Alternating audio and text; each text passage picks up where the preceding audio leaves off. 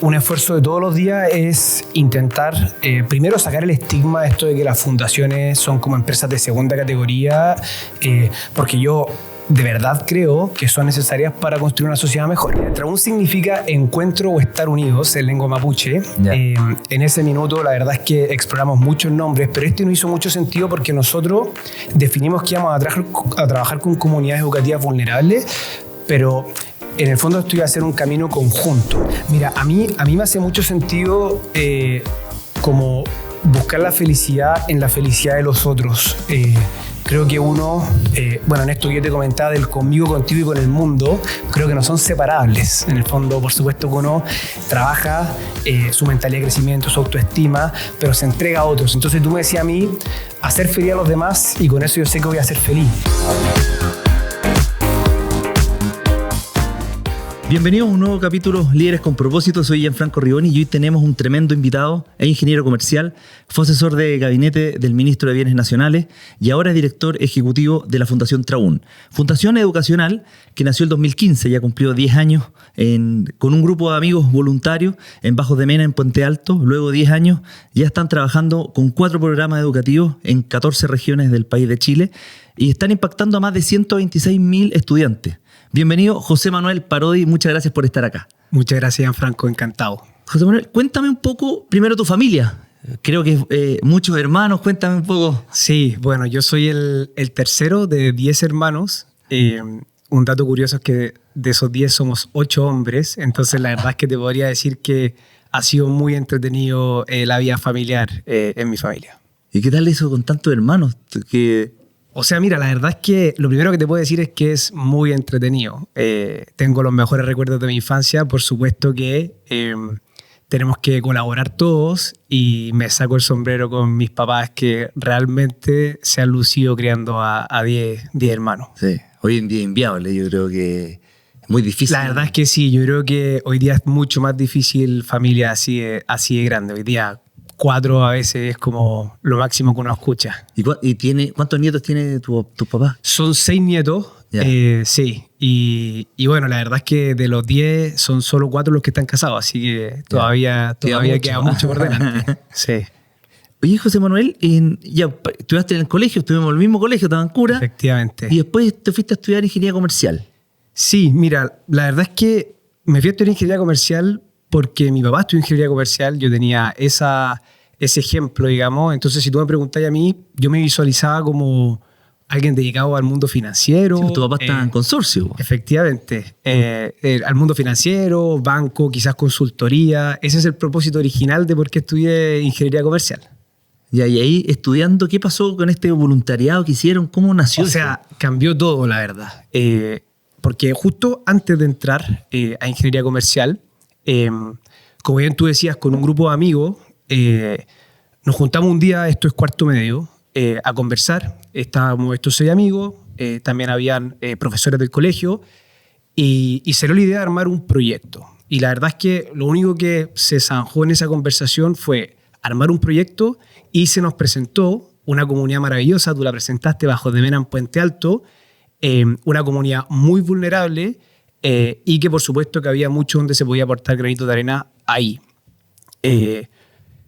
Pasa el tiempo, entramos a la universidad, a mí tuve la fortuna de entrar en ingeniería comercial y la verdad es que el primer año nos come.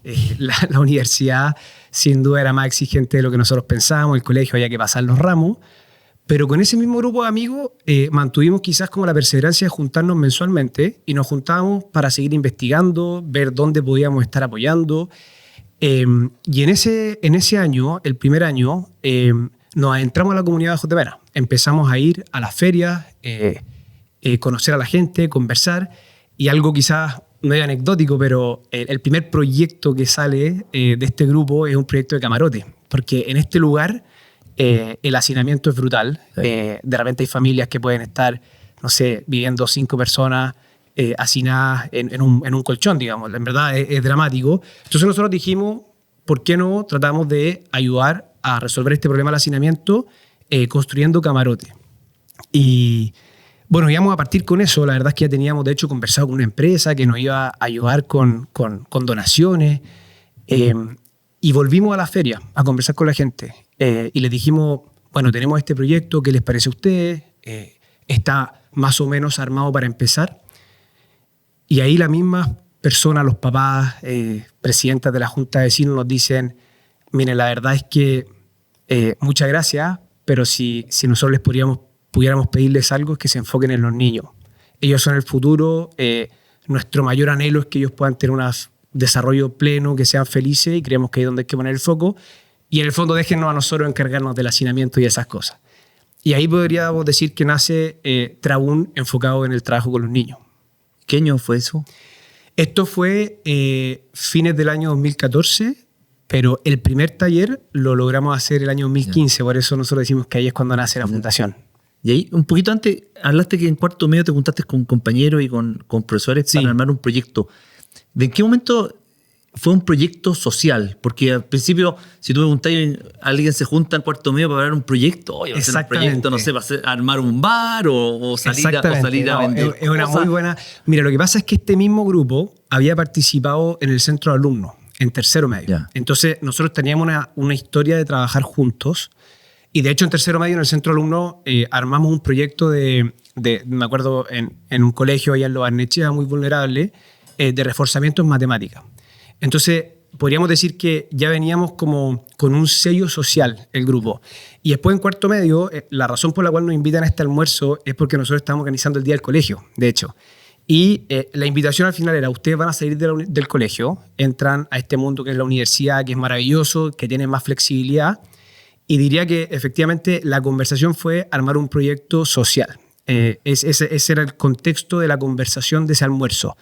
Entonces, cuando nosotros salimos, por supuesto, salimos con este fuego muy encendido, pero había que estudiar la PSU desde entonces y ese año, por supuesto, que nos comió el día a día. Yeah. Y ahí con el ¿cuál fue el primer proyecto?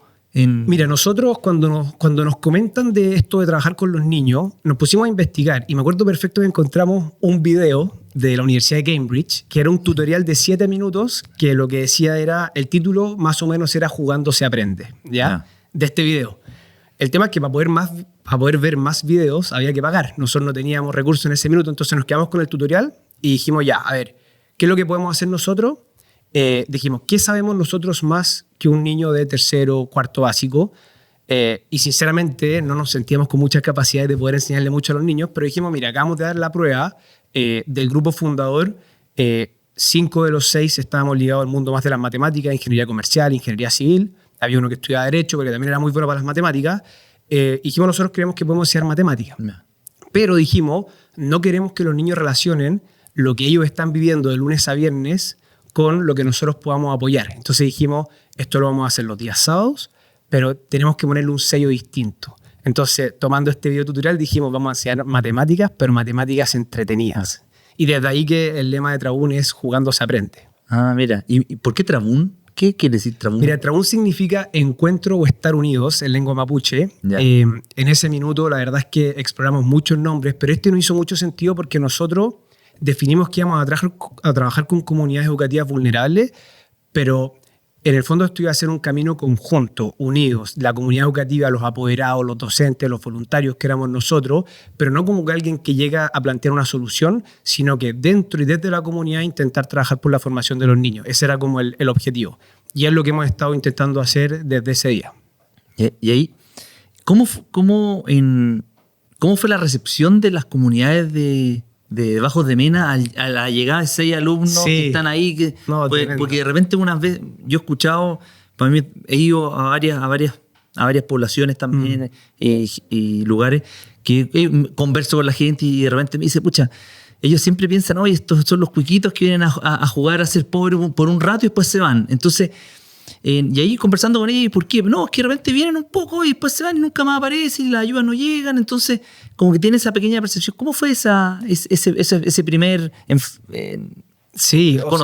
conocer? Total. O sea, mira, yo te diría que de hecho, ese primer año 2014, antes de que partiera el voluntariado, nos costó justamente por eso. Nosotros intentamos entrar a 2 colegios antes y la verdad es que, claro, llegaban jóvenes entusiastas y todo lo que tú quieras, pero de ahí abrir las puertas del colegio y que tú puedas trabajar en la formación de los niños los días sábados era un paso mayor. Entonces no nos fue muy bien al principio. Y jamás se me va a olvidar que la conversación previa con este colegio que sí nos abrió las puertas, nosotros nos juntamos con el director del colegio y nos dijo, miren, estos niños, por su historia de vida, han desarrollado bastantes hechos de desesperanza y tienen una desesperanza adquirida, podríamos decir. Entonces, si ustedes quieren entrar acá, lo único que les pido es que no duren 6 meses, 1 año y después se desaparezcan, porque la verdad es que es más el daño que le van a dar a los niños que el bien que puedan dar los días sábados. Y nosotros la verdad es que, bueno, tuvimos que comprometernos a eso y con mucha alegría te puedo decir que seguimos trabajando con este colegio, así que es muy increíble. Fue un gran compromiso, uno de repente no sabe cómo va. Absolutamente, o sea, y de hecho el primer taller de todos, éramos como 15 voluntarios, nosotros invitamos a nuestros amigos de la universidad, o 20 voluntarios y llegan 15 niños. Entonces, talleres que estaban pensados para que fuera más o menos un voluntario por cada 3, 4 niños, eran más o menos personalizados, claro, justamente porque, bueno, el colegio se demoraba también y los apoderados en brindarte la confianza, en ver que esto realmente es algo que le hacía un bien a sus hijos. Y de todas maneras, son vínculos que uno tiene que ir construyendo en el tiempo. Yo diría que es un aprendizaje bien grande. ¿Cómo prepararon este primer taller? Mira, con este video tutorial que te decía de la Universidad de Cambridge, que tenía esto, literalmente ese verano nos compartimos un Google Drive y empezamos agarrando como el currículum de matemáticas de ese entonces que teníamos del Ministerio de Educación, viendo los temas que tenían que trabajar los niños, primero básico, segundo básico, y nosotros intentábamos hacer como el reforzamiento, pero siempre con este lema jugando se aprende. Entonces, por ejemplo, si íbamos a aprender a sumar, era jugando al luche, o si es que había que hacer alguna operación matemática, habían pelotas de tenis involucradas, bolitas involucradas. Llevábamos distintos materiales que permitieran que el niño lo pasara bien y fuera reforzando los conocimientos en matemática. ¿Y ese programa cuánto tiempo duró? Mira, ese programa, si bien ha ido evolucionando, sigue existiendo hasta el día de hoy. No, pero como primera etapa. La primera etapa te diría que fue hasta... Fueron los 2 primeros años, el programa de Jugando se aprende con matemáticas. Pero nosotros, ¿qué es lo que nos pasó? Que obviamente cuando uno va conociendo más a la comunidad, vas conociendo más a los niños, te vas dando cuenta de qué cosas puedes ir mejorando. Y nosotros teníamos 2 cosas como muy claras que podíamos mejorar. Lo primero era la inquietud de cómo pasar más tiempo con los niños. En el fondo, 2 horas a la semana, porque esto se enmarcaba los días sábados de 11 a 1, 2 horas a la semana no era suficiente y probablemente lo que tú podías avanzar en ese ratito quizás se olvidaba o se retrocedía en la semana con el entorno y el contexto en el cual se mueven estos niños. Entonces, ¿cómo estar más tiempo con ellos? Y empezamos a crear interescolares entre los colegios, porque esto fue creciendo. Partimos con un colegio, el segundo semestre después los otros empezaron entramos a 2 colegios más del barrio, terminamos con 5 colegios, creamos interescolares, creamos la escuelita de verano y invierno que nos instalamos a alojar en un colegio y hacíamos escuelita de semana completa, digamos, de estos talleres.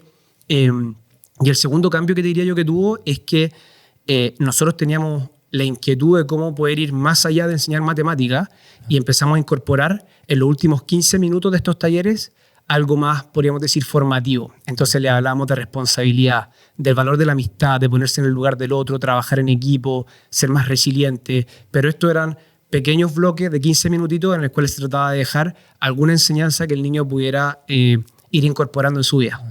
Muy interesante. Sí.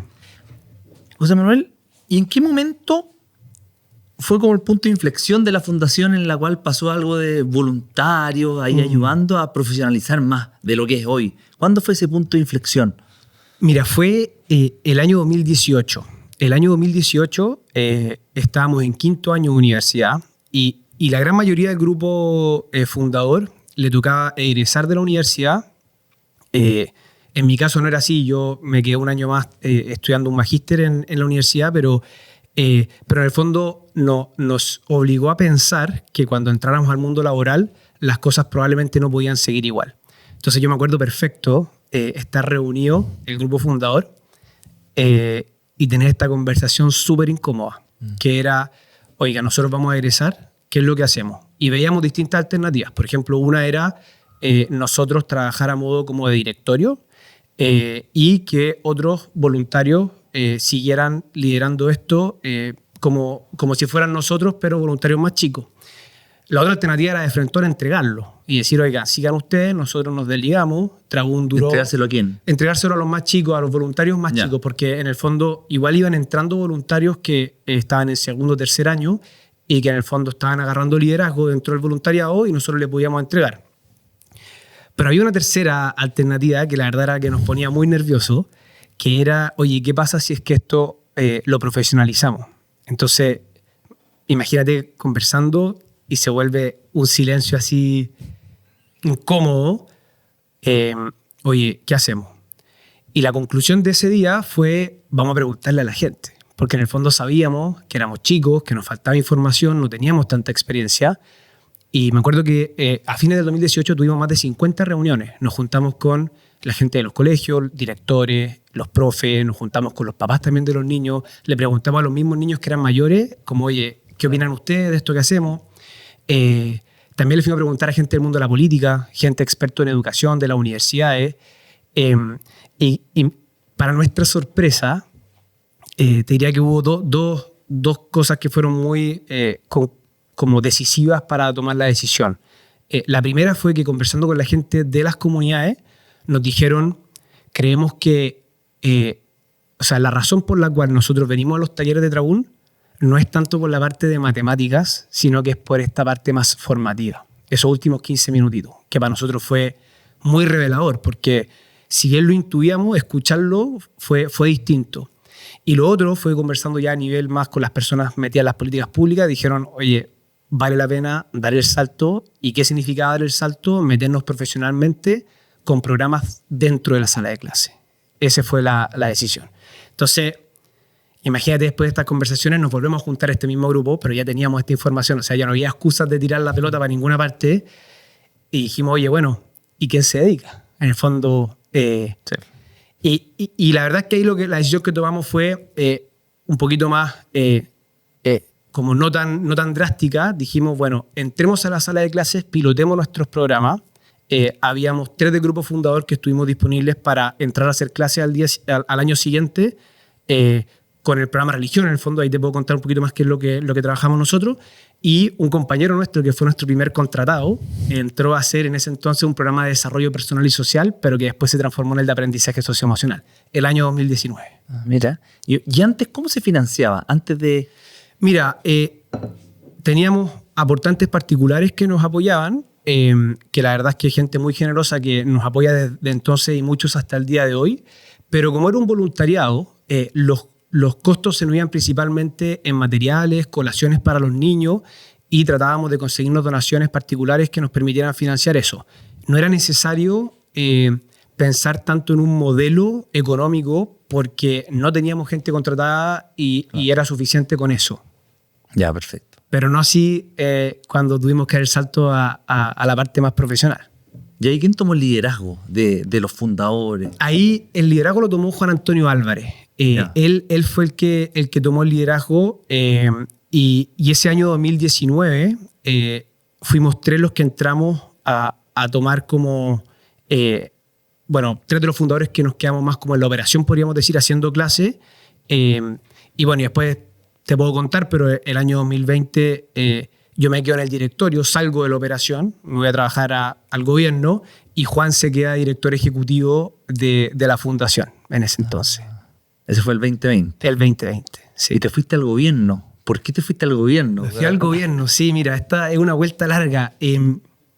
A ver, mi experiencia haciendo clases fue increíble. Yo hice clase a un cuarto básico, ahí en Bajos de Mena, y me tocó vivir el estallido social haciendo clase. Entonces, es divertido porque en ese entonces yo estaba bien avanzado en un proceso en una consultora de economía. O sea, yo todavía no me rendía totalmente con esta vocación inicial de por qué entrar a estudiar ingeniería comercial. Era economía, me había ido por economía. Pero llega el estallido y la verdad es que la experiencia, bueno, todos lo vivimos, pero la experiencia de haberlo vivido haciendo clases en un colegio en Bajos de Mena, de todas maneras fue un antes y un después en mi vida. Yo en ese minuto era tutor de un niño de octavo básico, que me acuerdo perfecto, que una de las conversaciones que yo tuve con él, un lunes en la mañana, él me decía que estaba dolorido Y yo le preguntaba, ¿por qué estás dolorido? No, porque me pegaron. ¿Quién te pegó?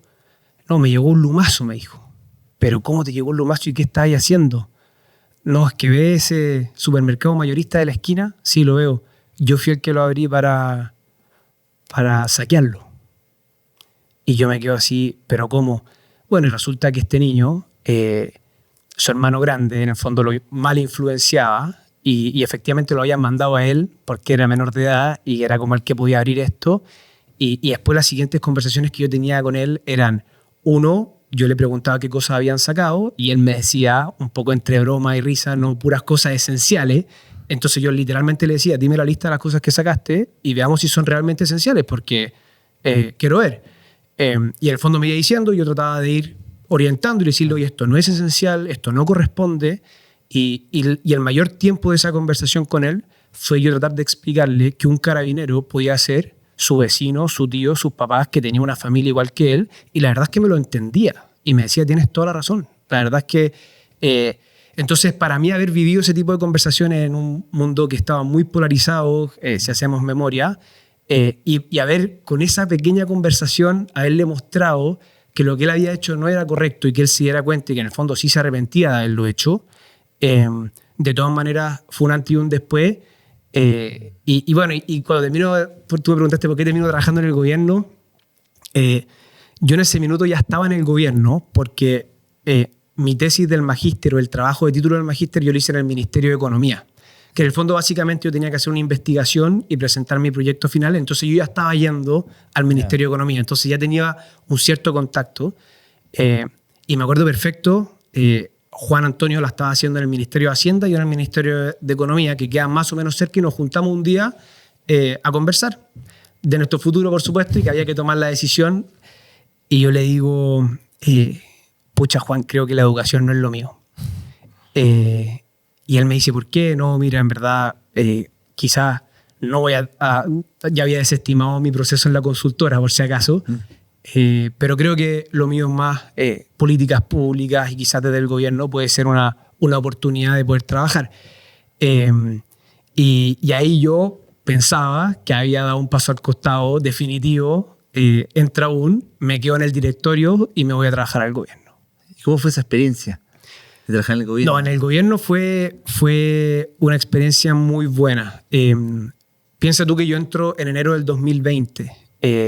A un ministerio que es un ministerio chiquitito, Bienes Nacionales. En Chile se da una particularidad que yo creo que no es muy común, que el Estado es dueño más o menos del 50% del territorio nacional. Entonces Bienes Nacionales es el ministerio que administra este territorio. Entonces podríamos decir que tenemos una parte que es el desierto, los parques nacionales, pero hay mucho terreno que en el fondo que se tiene que administrar. Entonces si tú me preguntas cuál era la mentalidad en enero del 2020, era cómo administrar mejor el terreno del Estado como una gran inmobiliaria donde habían proyectos energéticos, proyectos industriales, de turismo, etc. Y por otro lado tenía otra patita que es de títulos de dominio. Hay mucha gente que vive en sus casas pero que no tiene los títulos de dominio, entonces es maravilloso poder trabajar para poder entregarle la casa propia a la gente y que tengan su título de dominio. Pero en marzo llega la pandemia y cambia todo radicalmente. Radicalmente, te prometo que de hecho, con el ministro Isamit, me acuerdo, él era el ministro de ese entonces, de estar conversando y decir, oye, ¿cómo el ministerio se puede poner al servicio de la pandemia? Esa fue la gran pregunta que nos hicimos. Estaba el subsecretario, el ministro, el resto del gabinete. Y ahí, bueno, la conclusión a la que llegamos fue, el ministerio tiene mucha información territorial. ¿Por qué? Porque es dueño del territorio. Entonces nosotros dijimos, tenemos que juntar la información con el Registro Social de Hogares de Desarrollo Social, juntar la información con el Ministerio de Salud para ver el avance de los contagios y también la población de riesgo, porque el Ministerio de Salud también puede hacer esos cruces y ver dónde hay más población de riesgo en ciertos lugares. Y con esta información, el Ministerio de Bienes Nacionales juntarla y crear un visor territorial.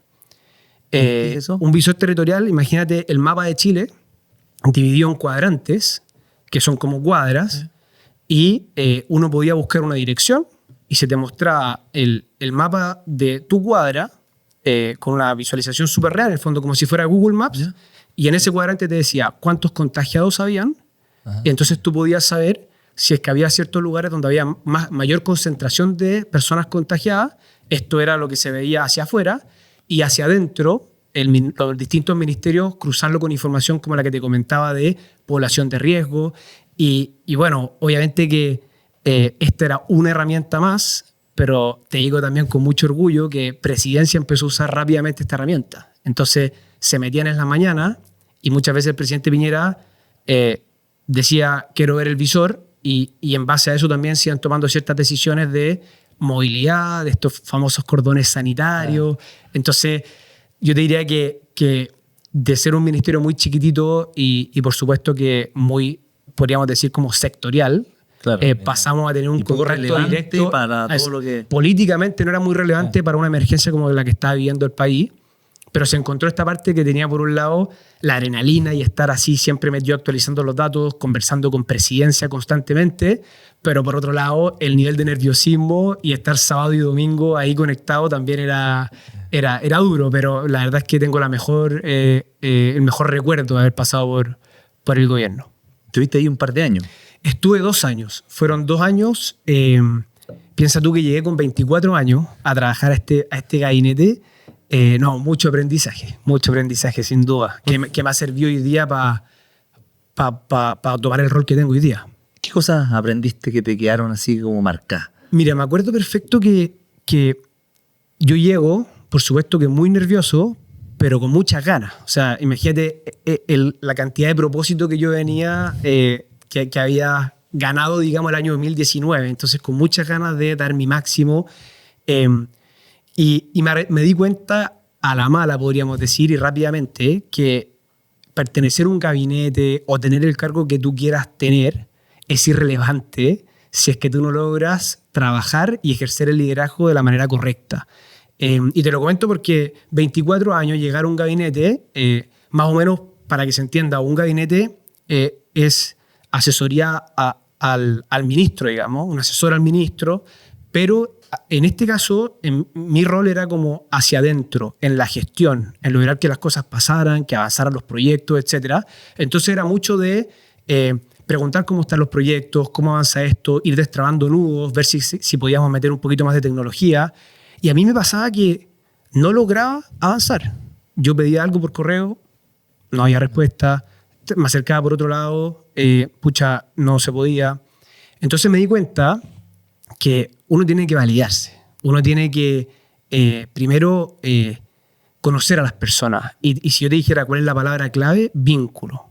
Entonces yo empecé a pedir las cosas, no por mail, no por teléfono, sino que me paraba, iba al piso 5 y hola, ¿cómo estáis? Mi nombre es José Manuel, llegué hace un tiempo, estamos en este proyecto, te quería contar. Y después, bueno, así, y de a poquito fui cachando que en el fondo el liderazgo, desde el vínculo, al final, desde conocer a la persona, de que te conozcan, o sea, fue un antes y un después de todas maneras de haberme dado cuenta de eso.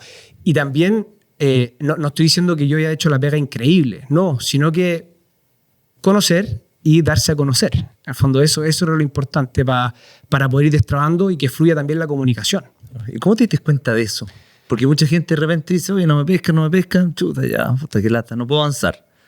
¿Cómo? Mira, me di cuenta porque, primero porque era evidente que no estaba logrando avanzar como a mí se me exigía que avanzara. En el fondo, uno se da cuenta en el Estado, yo creo que esto era una cosa de la escuela del presidente Piñera, pero que Julio Isamil la tenía es que en el fondo, él no preguntaba si se pudo hacer o no, en el fondo te preguntaba por el resultado, en el fondo, cómo nos fue con esto.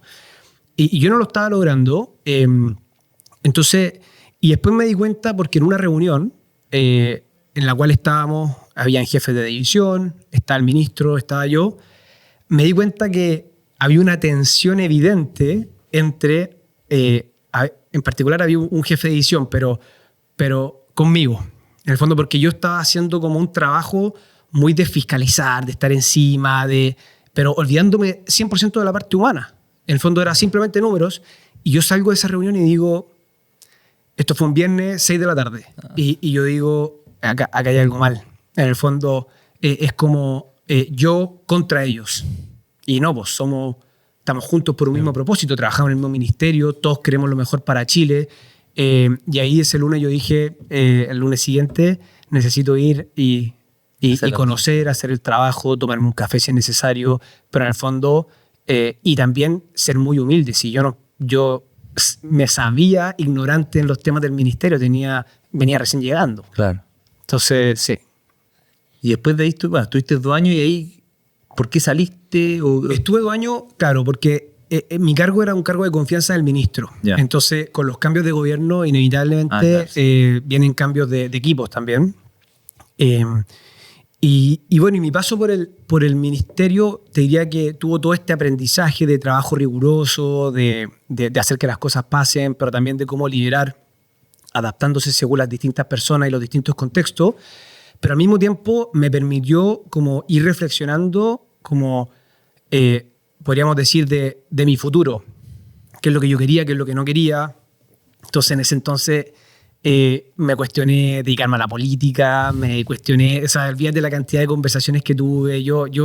Para mí en ese minuto estaba todo abierto, todo era posible.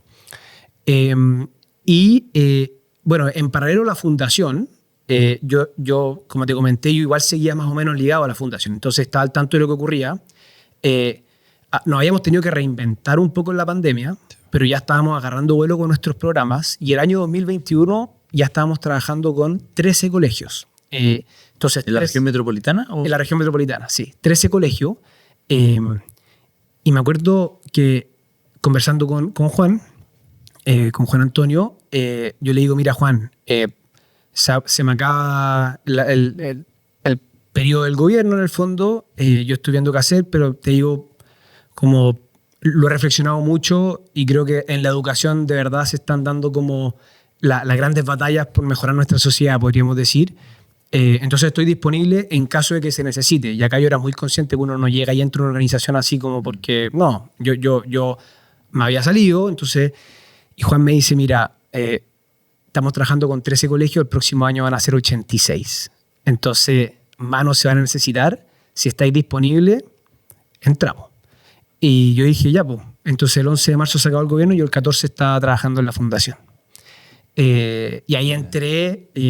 ¿Y cómo era la fundación en ese momento? Porque antes era una fundación de voluntarios, se tomó la decisión de profesionalizarla. ¿Y cómo fue esa profesionalización de la fundación? Sí, mira, claro. En ese entonces yo te diría que lo que nosotros nos dimos cuenta también, y acá yo no es de la operación, era que nosotros teníamos que tener muy claro cuál era nuestra fortaleza y también dónde necesitábamos complementarnos con otras personas. Éramos muy jóvenes, ninguno era profe, ni psicólogo. Entonces también dijimos, ¿cómo podemos ir armándonos para poder cumplir con nuestra misión en el fondo y desarrollar estos programas de desarrollo integral de los niños? Entonces yo diría que primero fue pensar en hacer muy buenas contrataciones. Y bueno, para mí lo más importante que tiene Trabún sin duda es su equipo, las personas, la forma de trabajar, la calidad humana. ¿Y cómo hacen contrataciones? ¿Cómo pagan? Bueno, buena pregunta, porque nosotros ahí dijimos, bueno, necesitamos un modelo económico que nos permita tener nuestros ingresos. El año 2021 nosotros podíamos generar, o sea, financiar un 5% de nuestro presupuesto con lo que nosotros generábamos, el resto eran donaciones todavía. 2022 fue un 30%, 2023 un 40, 45%, hoy día llegamos a un 60%. Y lo que nosotros vimos fue, primero, tenemos que hacernos ATE.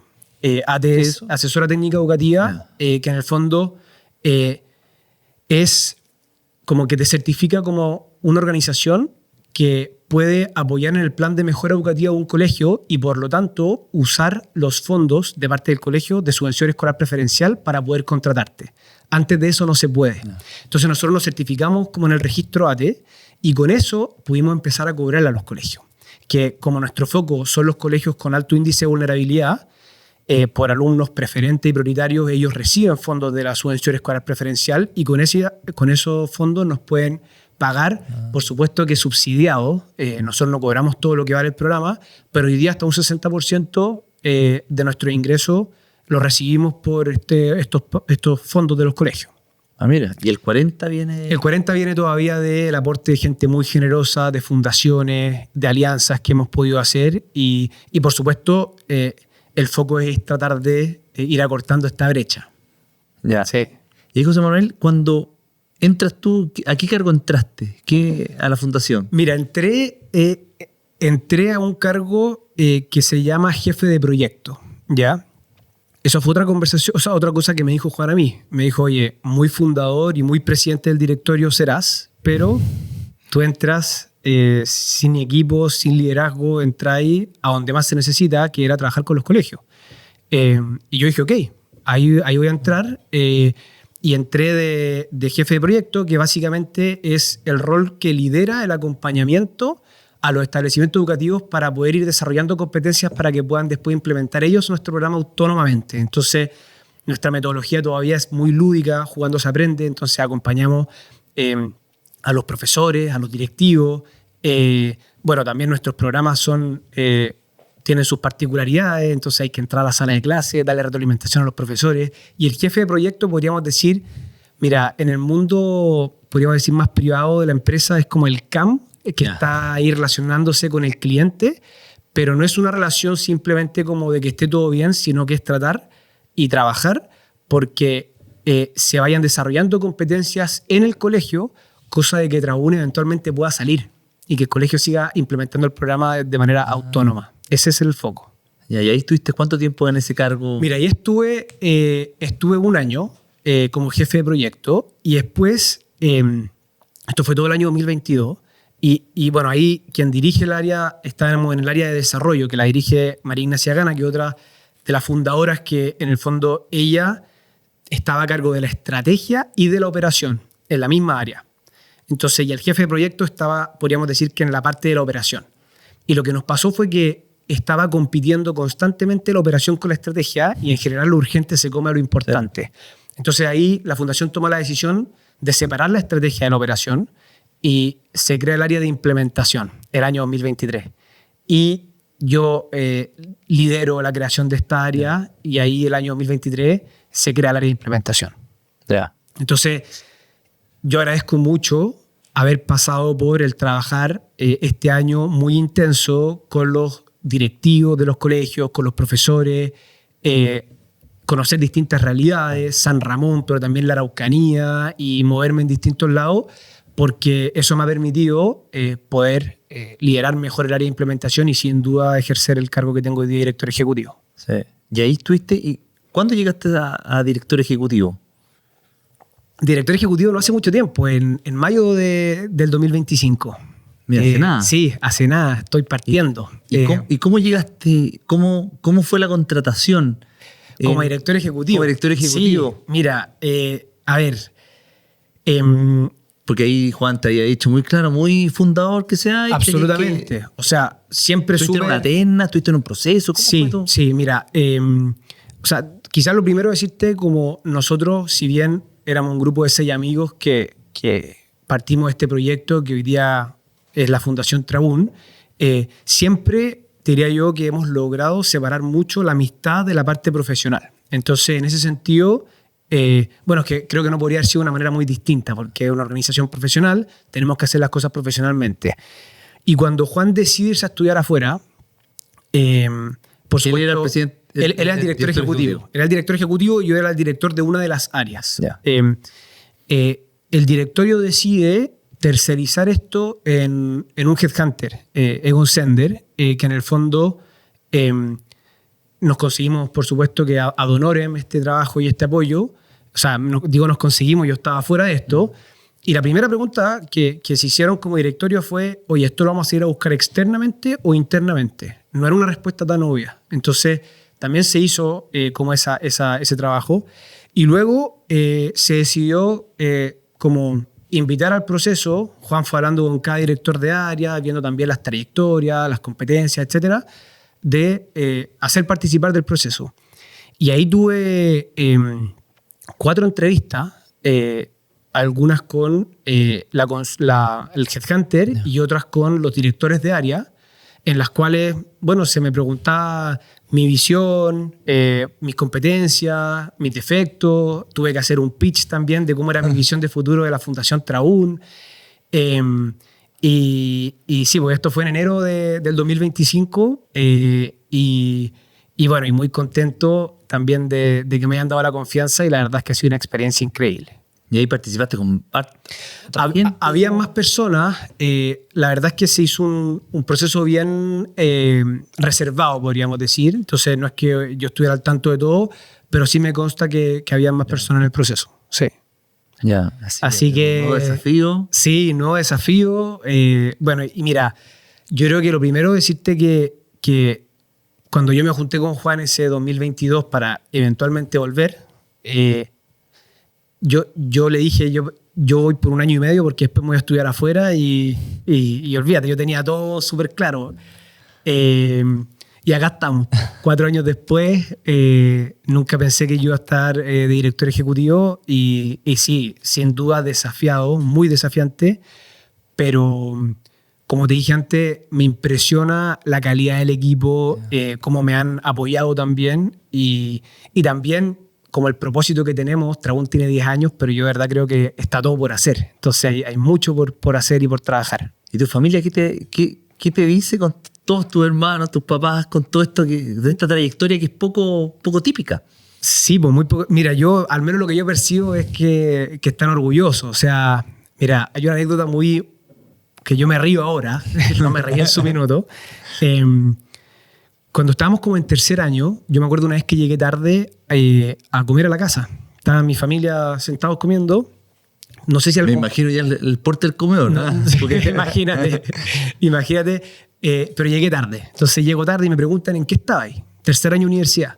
Y yo no, estaba en directorio de Trabún. Imagínate las carcajadas que surgieron de todos mis hermanos, directorio de Trabún. Y yo me enojé, porque yo dije, oye, ¿por qué te reí? Sea directorio, si tenía un proyecto, como que ¿por qué te alumbráis? Y es que esto es verdad, nosotros sesionamos como directorio desde el año 2015 y con mucha rigurosidad. Entonces, bueno, más allá de la anécdota, ahí mi papá me defendió, pero nos terminamos parando de la mesa un par, como de que enojado, así, como que me voy para la pieza. Hoy día un apoyo incondicional, mucho orgullo, y la verdad es que yo sinceramente no me hubiera dedicado si no hubiera como sentido como este impulso y este respaldo tan grande que me dan en mi familia, de todas maneras. Sí.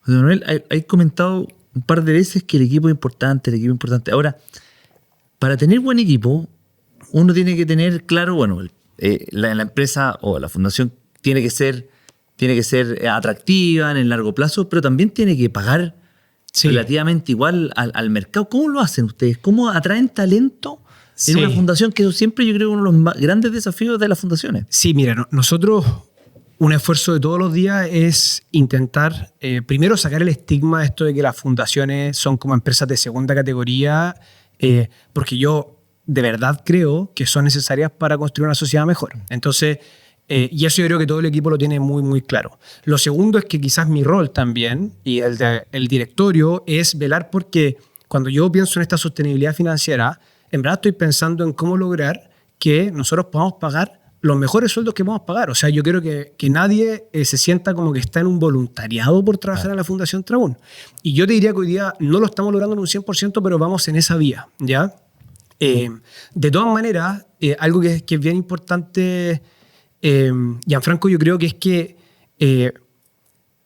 cuando uno está en una misión y cuando uno de verdad lo vive así y cree que puede mover la aguja de la dirección que está llevando el país, entran más variables también al tomar decisiones de trabajar en una institución como Trabún. Pero sin duda eso no quita para nada que uno pueda tener la tranquilidad de formar una familia, de educar a sus niños y por supuesto de que a uno le paguen lo que rinde en el fondo, el costo alternativo de estar en otra empresa no tiene por qué ser que uno esté haciendo un sacrificio. Entonces yo te diría que si bien hoy día yo no estoy satisfecho, vamos en esa vía. Ya, o sea, quieren llegar a poder pagar. Queremos llegar a eso, sobre todo, sí, y para eso tenemos que lograr seguir trabajando por mejorar nuestro modelo económico, por tener una oferta de servicios diversificada, que nuestros ingresos puedan entrar desde distintas partes y, por supuesto, haciendo también un muy buen trabajo, porque con el prestigio que uno se puede ir haciendo en el tiempo, por supuesto que más gente te va a conocer y, por supuesto, van a contratar tus servicios. ¿Cuánta gente trabaja hoy en día en la fundación? Hoy día somos 75. somos 75, principalmente en la región metropolitana, y también trabajamos con equipos en el Biobío, Concepción y en Temuco, ahí en la Araucanía. Sí. Y están en 14 regiones. Claro, trabajamos en todas las regiones del país, salvo Arica y Atacama, que por supuesto que nos gustaría llegar, pero con equipo, como te decía, son estas 3 regiones principalmente, y el resto las atendemos viajando. Ah, perfecto. Sí. Ya, o sea, los viajes son... Sí, o sea, bueno, el equipo de implementación, que es donde yo trabajaba, es este equipo más, el brazo operativo, digamos, y por supuesto que si bien es maravilloso el contacto con la sala de clase, el terreno, conocer las distintas historias de los colegios, es una operación logística no menor, en el fondo, estar apoyando a los colegios. ¿Cuál es tu sueño de la fundación? Si yo te preguntara, ¿qué esperarías de aquí a 5 años? Ahora estáis de... Sí, mira, es una buena pregunta. Mira, yo creo que hoy día hay un desajuste entre lo que uno le podría preguntar a un papá y una mamá, lo que quieren para sus niños, que yo creo que todos podríamos decir que se desarrollen en plenitud, que alcancen la felicidad, con los énfasis que se están haciendo en el sistema educativo chileno, ¿ya? Y nosotros queremos que el desarrollo integral de la persona, en distintas dimensiones, sea prioridad a nivel nacional. Porque uno podría pensar que hay una tentación muy fácil, que es que los grandes indicadores, cómo te va en la PAE, si entras o no a la universidad, si consigues un buen trabajo, podríamos decir que son necesarios, sin duda son necesarios, es evidente, pero no son suficientes. Y es ahí donde nosotros queremos hacer énfasis en otras dimensiones que estamos seguros que potencian y que ayudan a que los niños se desarrollen en plenitud y sean más felices. Y la buena noticia, yo creo, Gianfranco, es que estas dimensiones que nosotros trabajamos no compiten con el rendimiento académico, con el rendimiento a futuro de un profesional, sino que las complementan y además se pueden aprender. Porque si uno piensa, por ejemplo, mentalidad de crecimiento, resiliencia, la capacidad de trabajar en equipo, o demos un paso más adelante, como la capacidad del pensamiento crítico, de cuestionarse las cosas, o preguntarse hacia dónde voy, por qué hago lo que hago. Todas estas preguntas son, al final, yo te diría que es el desarrollo de una vida interior. Y nosotros lo trabajamos, esta vida interior, desde lo socioemocional y también desde lo valórico o lo espiritual.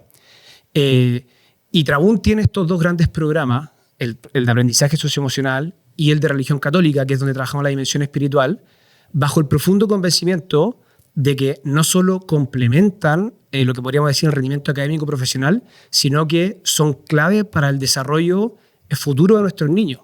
Podríamos pensar que hoy día vemos una sociedad que se va desarrollando fuertemente en lo exterior. O sea, uno ve la maravilla de la inteligencia artificial y todo lo que nosotros estamos trabajando, pero creo que la contracara de esa moneda tiene que ser desarrollar una musculatura interior muy profunda. Y si tú me preguntas a mí, volviendo a tu pregunta, ¿cuál es el sueño de Trabún?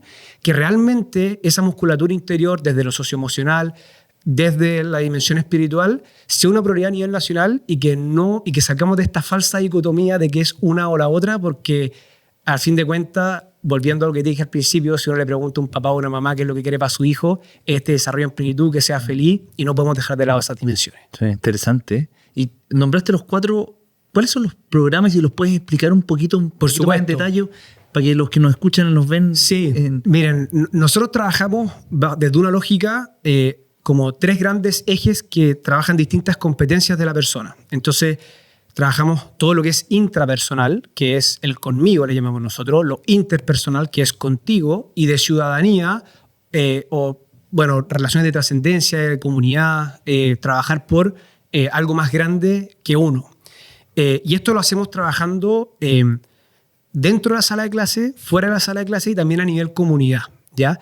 Entonces, partiendo desde los orígenes, el voluntariado todavía se mantiene. Nosotros seguimos trabajando con 3 colegios en el voluntariado ahí en Bajos de Mena, que en el fondo es trabajar a nivel con la familia, con la comunidad, con este grupo de voluntariado, que la verdad es que se hace un trabajo realmente increíble y que esos mismos voluntarios muchas veces después terminan trabajando con nosotros en el equipo profesional. Después tenemos podríamos decir como formar a formadores y tenemos diplomados. Nosotros trabajamos con diplomados de aprendizaje socioemocional, pero también de religión, que en el fondo lo que buscamos es entregar herramientas concretas para que los profesores después puedan ellos trabajarlas en sus comunidades educativas. Al final, bueno, yo creo que la profesión docente es una profesión maravillosa, muy subvalorada por la sociedad, y hacemos muchos esfuerzos por tratar de acompañarlos, de entregarles herramientas y que ellos puedan a su vez trabajar con los estudiantes, con sus pares, con los mismos directivos, etc. Y después vienen estos dos programas que son, yo diría que los más grandes, que son el desarrollo espiritual, que es de religión católica, y el otro de aprendizaje socioemocional. Nosotros acá lo que quisimos fue trabajar desde el currículum. Uno se trabaja desde la hora religión, el otro desde la hora orientación. ¿A qué te refieres desde el currículum? Desde el currículum es desde las horas, podríamos decir, lectivas que recibe un niño de lunes a viernes. Ya. En el fondo, dentro de la estructura del aprendizaje del niño. Dentro de las horas de clase. De las horas de clase, exactamente. Y nosotros sabemos que hay proyectos educativos variados en Chile, más de 11.000 colegios en Chile. Podríamos decir que hay una proporción importante que trabaja toda la parte formativa de los niños desde un punto de vista más laico, pero hay otros que lo tratan desde el punto de vista más espiritual. Y nosotros no quisimos restarnos de ninguno con este afán de poder llegar a todos los rincones del país, y es por eso que tenemos estos dos grandes programas, que es la manera de trabajar esta formación y de hacer énfasis en estas dimensiones que yo te comentaba antes para que se puedan desarrollar los niños. Yeah. Esos son los 4 programas que tenemos nosotros. Por ahora, ponte tú, estamos empezando a trabajar de manera incipiente a través del de aprendizaje socioemocional con las familias. Un tema que yo creo que es fascinante, difícil de abordar, pero que yo creo que es crucial. La familia, como estructura fundamental de la sociedad para mí, es algo que tenemos que trabajar de todas maneras, y creo que en el fondo por eso te digo por ahora, porque nosotros no nos queremos enamorar de las soluciones, sino que del problema.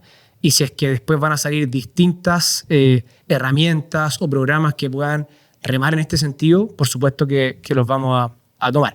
Y lo importante es que todo esto a través del juego. Jugando se aprende. Ese es nuestro lema, y también potenciando mucho el vínculo. Eso te diría que esos son como nuestros 2 pilares. Jugando se aprende y una metodología vinculante del profesor con el niño y los niños entre ellos.